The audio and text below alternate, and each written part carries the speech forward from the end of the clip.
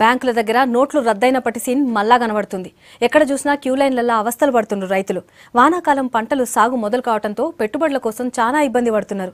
రుణాలు కాకపోయినా ఖాతాల దాచుకున్న పైసలు కూడా ఇస్తలేరని బాధపడుతున్నారు. కూలీలు, విత్తనాలు, ఎరువుల కోసం పైసలకు ఇబ్బంది అవుతుందంటున్నారు. అదును తప్పితే ఈసారి పంట ఆగమైపోతుందంటున్న అన్నదాతలతో ఇంకిన్ని ముచ్చట్లు ప్రసన్న అందిస్తారు. జిల్లాలో పరిస్థితి దారుణంగా ఉంది. జిల్లా వ్యాప్తంగా ఏ బ్యాంకులో చూసుకున్నా కానీ పైసలు లేని పరిస్థితి ఏర్పడుతుంది. ముఖ్యంగా ఈ రైతులు చాలా ఇబ్బంది పడుతున్నారు. గత నెల రోజుల నుండి కూడా జిల్లా వ్యాప్తంగా విస్తారంగా వర్షాలు పడుతున్నాయి. ఇటు ఖరీఫ్ సీజన్ ప్రారంభమైంది.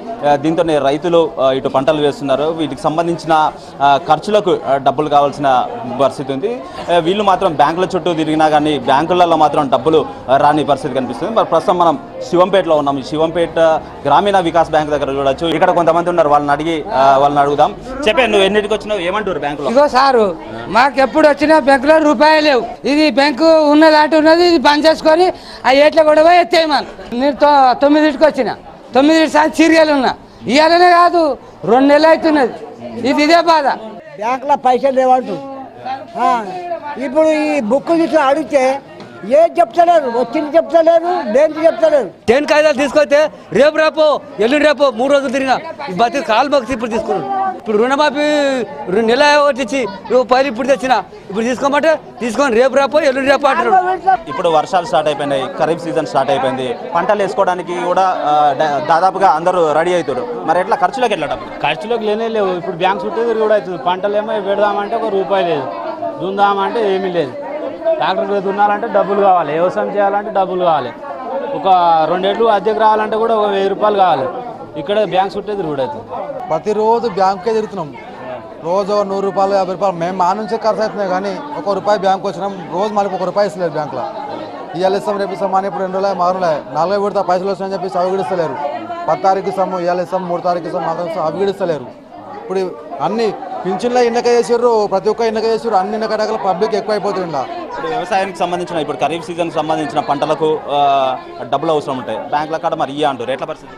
మాకు కంపల్సరీ కావాలా పైసలు, డబ్బులు కావాలని మా డబ్బులు మాకు ఇస్తారని ఉన్నాయి. మాకు గురించి కావాలి, మేము వీళ్ళకి లోన్ అడగలేము. మాకు ఇస్తారు డబ్బులు.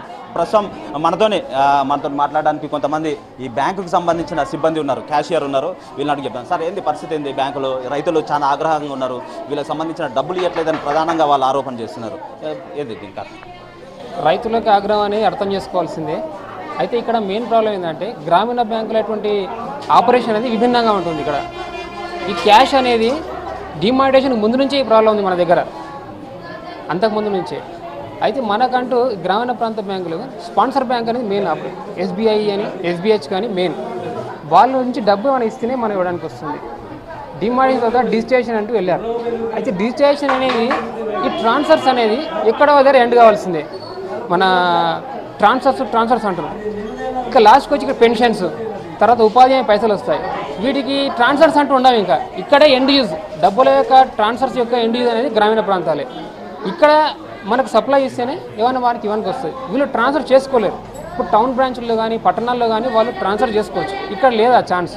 ఏదైతే రాష్ట్ర ప్రభుత్వం ఏర్పాటు చేసిన కొనుగోలు కేంద్రాలు ఉందో అక్కడనే మీరు వీళ్ళకి సంబంధించిన రాష్ట్ర ప్రభుత్వం కూడా వీళ్ళకి సంబంధించిన డబ్బుల్ని అకౌంట్లో వేసింది. ప్రతి ఒక్క రైతు ఖాతాలో వాళ్ళ అకౌంట్లో డబ్బులు ఉన్నాయి. కానీ వాళ్ళు ఇప్పుడు ఆ డబ్బుల్ని బయటికి తీసుకోలేని పరిస్థితి వచ్చింది. ఇప్పుడు ప్రస్తుతం వ్యవసాయానికి సంబంధించిన ఖర్చులకి వాటిని డబ్బుల్ని వినియోగించుకోలేని పరిస్థితి వచ్చింది.